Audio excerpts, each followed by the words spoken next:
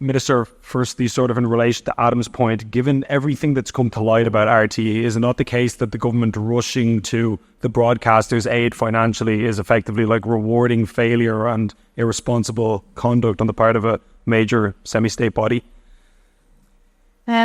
I think what we really need to do here is where consecutive governments have failed in putting in place a sustainable funding model for RTE. And remember that this sustainable funding model isn't just about RTE.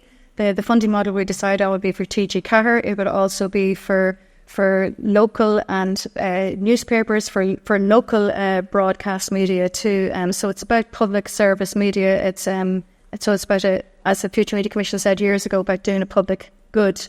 And I think it's about time, and we will be the government that will take that decision. And I think we're in a position to do that now that RTE have agreed to take the recommendations on board. But again, as I say, sort of in the same vein as what Adam was saying earlier about accountability, that if the consequence for conducting yourself in the way RTE has done for so many years, which you accept is unacceptable, and that's why all these recommendations are needed, if the consequence for that is just to be supported with a better funding model, is that really an appropriate response to a crisis? I mean, is it not, as I said, effectively rewarding failure and irresponsibility?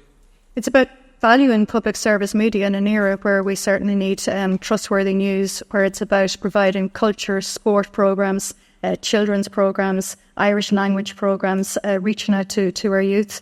And I think the funding model will be agreed on foot of seeing, this in-depth route and branch reform being implemented. That's not really an answer, but I'll just ask one more question. On RTE's HR and governance policy, I see here in the report that one of their key goals has been diversity and setting a number of DEI quotas where they aim to have a certain number of staff and presenters who are, for example, women, ethnic minorities, members of the LGBT community and so on.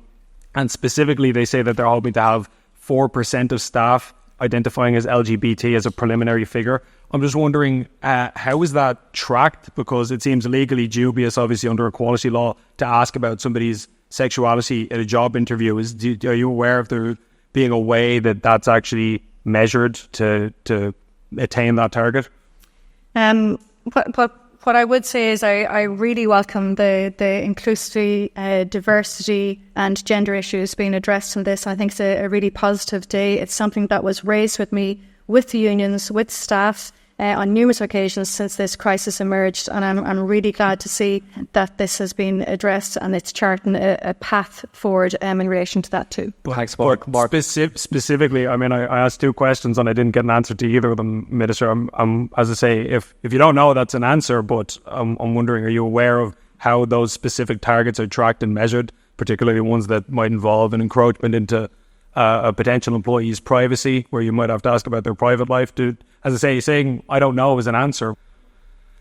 I would presume that everyone's individual rights would be respected. What I am saying is that I think it's a really positive day for inclusivity and diversity and for equality, and the recommendations that are being accepted here by RTE. I think it's a positive.